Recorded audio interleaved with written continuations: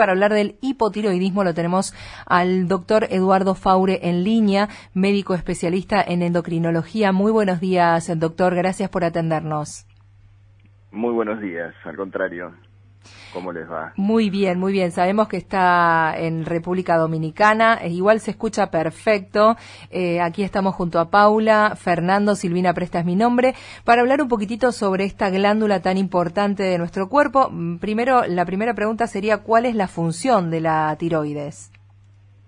Bueno, la tiroides es una glándula que está localizada delante del cuello y produce dos hormonas, la T4 y la T3, que tiene un efecto a nivel de todo el organismo, de todo el cuerpo, fundamentalmente en el metabolismo y un montón de funciones de los distintos órganos, y está relacionado con el consumo de energía, con un montón de funciones vitales, digamos, que determinarían esa acción de las hormonas tiroides. Tiene que ver con el consumo de energía, el peso, las funciones vitales de muchos órganos. Uh-huh. O sea que el hipotiroidismo sería un mal funcionamiento de esta glándula. El hipotiroidismo en sí es, la tiroides puede tener distintos tipos de enfermedades o patologías. Ajá. Una es, unas de las alteraciones o de las enfermedades está relacionada con la disfunción de la glándula en menos. Cuando funciona menos, cuando produce menos hormonas, es el hipotiroidismo, y cuando produce más, se lo denomina hipertiroidismo. Uh-huh. El hipotiroidismo, es decir, la falta de hormona tiroidea, llevaría a un desbalance a nivel del organismo que genera síntomas relacionados con la falta de la hormona, como el aumento de peso, cansancio, caída de pelo. Hola. Sí, hola. Sí, aquí estamos. Produce, entonces, como decía anteriormente, aumento de peso, cansancio, caída de pelo, uñas quebradizas, uh-huh, piel seca. Esas son las manifestaciones más habituales del hipotiroidismo, que es lo que lleva generalmente al paciente a consultarnos. Claro, estos serían los síntomas. Exactamente, esos serían los síntomas. Y el hipotiroidismo puede verse a múltiples causas, aunque la más frecuente, sobre todo en mujeres, es la tiroiditis autoinmune, que es una patología benigna relacionada con que el propio sistema inmunológico genera unos anticuerpos que atacan la tiroides y la hacen funcionar menos. Ajá. Eso se da en prácticamente el 12% de la población, de la población general tiene esos anticuerpos positivos, y hay determinadas situaciones como infecciones, estrés y demás, que esos anticuerpos desencadenan posteriormente el hipotiroidismo atacando, digamos, la glándula. No todo el mundo que tiene esos anticuerpos hace la patología. Por eso no tenemos el 12% de la población hipotiroide, digamos. En frecuencia es mucho menos. Claro. Ahora, doctora, al diagnóstico, ¿la mayoría llegamos porque vamos al endocrinólogo directamente o llegamos por otro lado, porque de repente nos da algún valor? Porque yo sé que para determinarla hay que hacer un estudio de sangre específico, que ahora usted ya nos va a explicar cuál es, que quizás no siempre se pide en la rutina clínica. Exactamente.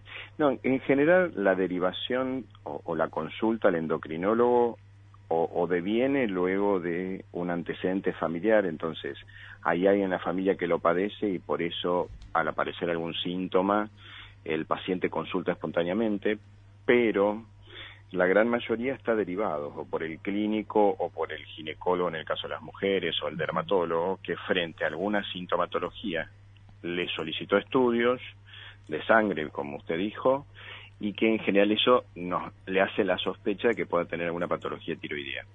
Dentro de los estudios, sí. No, continúe, que es muy interesante lo que está diciendo. Dentro de los estudios que se solicitan habitualmente para screening, ¿no?, para evaluar si puede haber patología tiroidea, solicita el clínico TSH, que es la tirotrofina, que es una hormona que produce la hipófisis, y que si está elevado hace sospecha de que pueda tener un hipotiroidismo. Doctor, una consulta. Antes dijo que uno de los síntomas puede ser el aumento de peso. ¿Cuál es la explicación, o sea, por qué se produce esto? ¿Qué genera en el cuerpo para que la persona termine aumentando de peso? Sí, en general uno de los síntomas más frecuentes de consulta es el aumento de peso, debido a que como la hormona tiroidea interviene en el consumo de energía, es decir, en gastar energía, si nosotros tenemos un metabolismo más bajo, porque no hay hormonas tiroideas, ese menor metabolismo frente a la misma ingesta de peso, frente a la misma ingesta de calorías por la comida, aumenta de peso el paciente. Así que tiene que ver con el metabolismo menor que tiene el paciente hipotiroideo. Entonces come por ahí lo mismo o ingiere la misma cantidad de alimentos, pero eso resulta, al tener un metabolismo menor, en un aumento del peso. Y igual el aumento de peso en general relacionado con el hipotiroidismo no es un aumento de peso significativo para llegar a generar una obesidad mórbida, salvo que sea un hipotiroidismo de muchos años no diagnosticado, que el paciente no consulte, donde hemos tenido por ahí 20 o 30 kilos de más en un paciente que lo compensamos al compensar el hipotiroidismo. Pero en general el aumento de peso del hipotiroideo son 5, 6, 7, 8 kilos que uno lo medica y eso compensa rápidamente. ¿Esta enfermedad es hereditaria, doctor? El hipotiroidismo en sí no es hereditario. Lo que puede ser hereditario es la tiroiditis, que es esa enfermedad autoinmune que nombrara anteriormente, que se hereda la predisposición a padecer esa enfermedad, que es por una circunstancia externa termina gatillándolo y apareciendo, que puede ser el estrés, puede ser algún cuadro viral o situaciones alimentarias, desencadenan que aparezca la tiroiditis, que es una enfermedad autoinmune, es decir, que el propio organismo atacaría a la tiroides, y eso se puede heredar. Pero el resto de las patologías que generan hipotiroidismo no necesariamente son hereditarias. Sí hay una mayor predisposición, por eso uno siempre consulta con el paciente si hay algún antecedente familiar dentro de la anamnesis, para tener sospecha, digamos, ¿no? Claro, claro. Ahora, ¿le puede afectar tanto a mujeres como a hombres?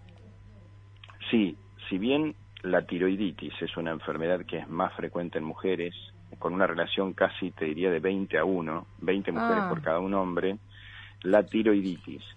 El resto de las patologías tiroideas son frecuentes en ambos sexos.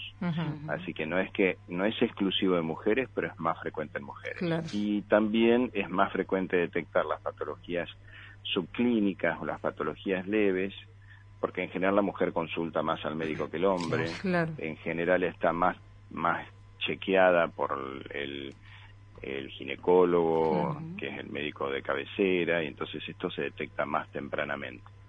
Doctor, y tomándola, en el caso del hipotiroidismo sabemos que tomando la medicación se puede tener una vida normal, digamos.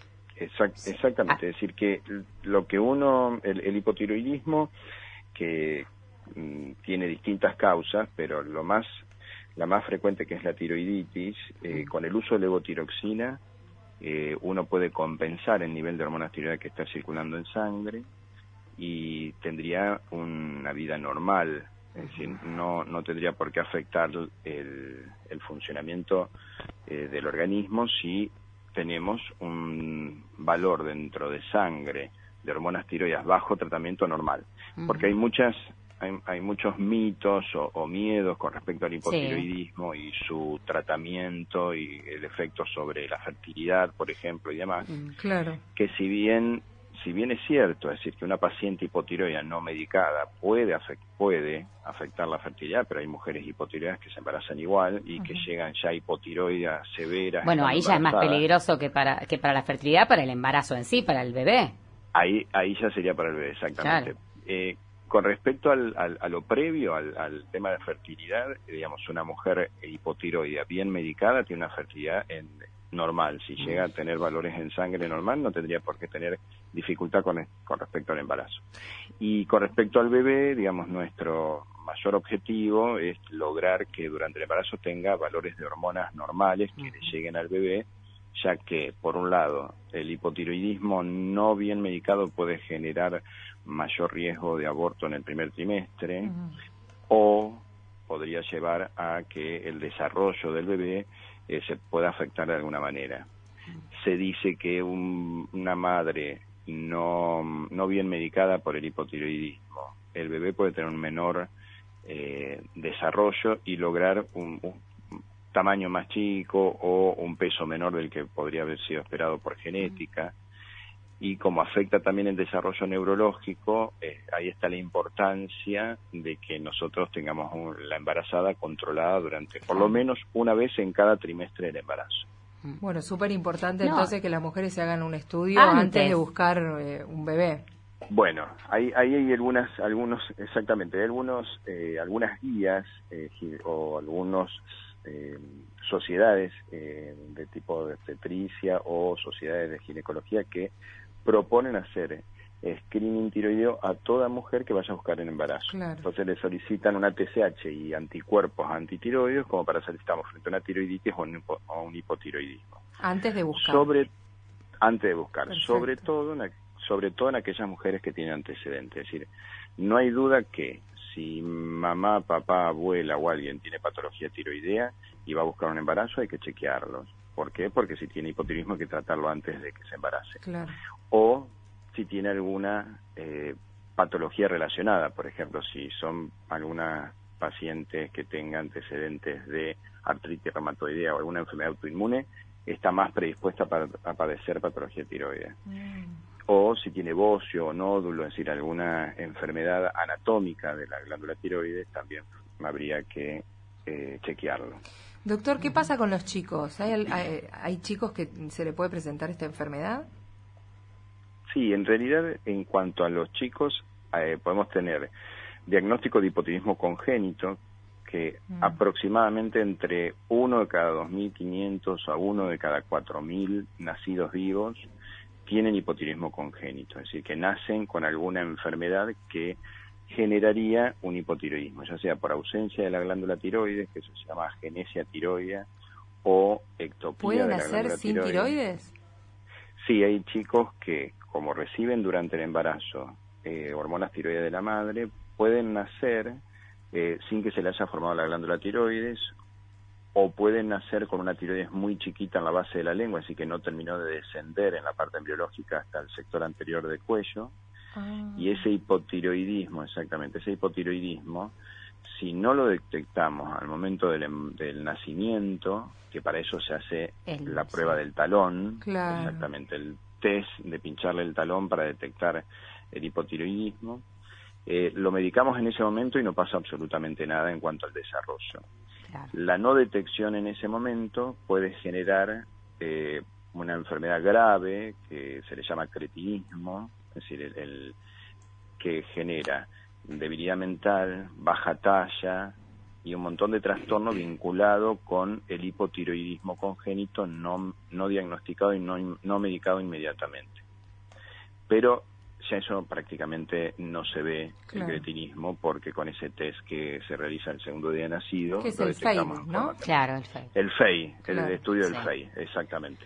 Doctor, ¿cómo somos con respecto a la medicación? ¿La tomamos, la dejamos? Porque a veces no sé si le damos la importancia a los pacientes, digo, porque es una medicación que hay que tomarla todos los días, hay que acordarse en ayunas, media hora antes de comer cualquier cosa. Pero bueno, muchas veces como que nosotros decimos, bueno, ya algunos por ahí, ya no la necesito y la dejo, pasa eso.